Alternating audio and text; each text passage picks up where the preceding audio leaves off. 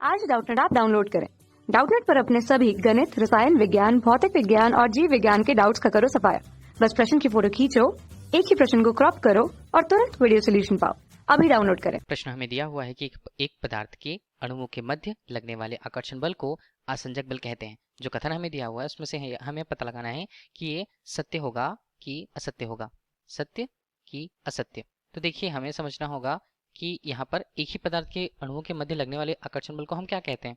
तो देखिए, ये हमारे लिए जो कथन है वो रहने वाला है असत्य, क्योंकि यहाँ पर बात होती है एक ही पदार्थ के अणुओं के मध्य लगने वाले आकर्षण बल को। देखिए, कोई भी पदार्थ है वो बहुत सारे अणुओं से मिलकर बना होगा, ये हम जानते हैं।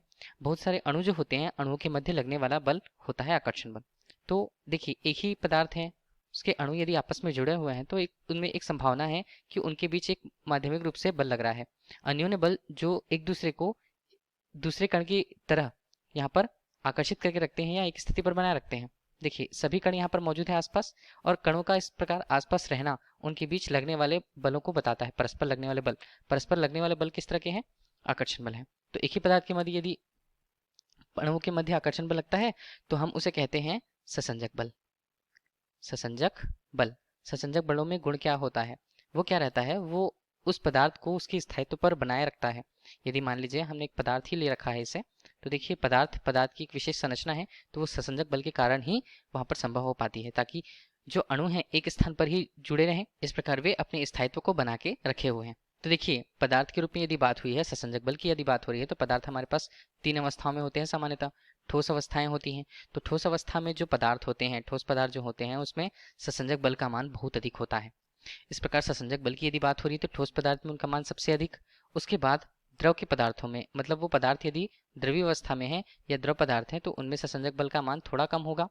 और सबसे कम मान जो होता है वो गैस में होता है। गैस में हम लगभग बोल सकते हैं कि ससंजक बल का अभाव ही होता है, क्योंकि गैसों में वो गुण आ जाता है, वो विसरण का गुण होता है जो उन्हें ससंजक बल या आपस में जुड़े नहीं रहने का एक कारण देता है। तो ठोस पदार्थ जो है, ठोस पदार्थ का ससंजक बल का मान बहुत अधिक होना जो है, इसे हम बोलते हैं ससंजक बलों के रूप में हमने इसे लिखा है। ससंजक बल के लिए उनके क्रम को लिखा हुआ है, ठीक है। सबसे अधिक ठोस पदार्थ में, ठोस पदार्थों में ससंजक बल के कारण बहुत या उनका मान बहुत अधिक होने के कारण ही उनका क्या रहते हैं, अणु दृढ़तापूर्वक बंधे होते हैं, और उनके दृढ़तापूर्वक बंधे रहने के कारण इनका एक निश्चित आकार होता है। हम जानते हैं कि ठोसों का एक सामान्यतः निश्चित आकार होता है, और यदि उसे हम उस आकार को हटाना चाहते हैं या आकार में परिवर्तन करना चाहते हैं तो हमें अधिक ऊर्जा की आवश्यकता होती है। इस प्रकार द्रव पदार्थ में उनका एक निश्चित आकार ही नहीं होता है, आकार नहीं होता है। जिस माध्यम पर या जिस स्थिति पर उसे रखा जाता है वो उसी का आकार ग्रहण कर लेता है। गैसों में कोई स्थितियां होती ही नहीं है, वो फैले हुए होते हैं, बहुत दूर दूर तक फैले हुए होते हैं। तो ये कारण होता है ससंजक बल का। तो जो यहाँ पर बात की जा रही है आसंजक बल, आसंजक बल हम किन्हें कहते हैं? आसंजक बल दो भिन्न पदार्थों के मध्य, दो भिन्न भिन्न पदार्थ हैं, पदार्थों के मध्य जो आकर्षण, उनके अणुओं के मध्य, पदार्थों के अणुओं के मध्य जो आकर्षण बल लगता है, अणुओं के मध्य जो आकर्षण बल लगेगा उसे हम क्या कहेंगे?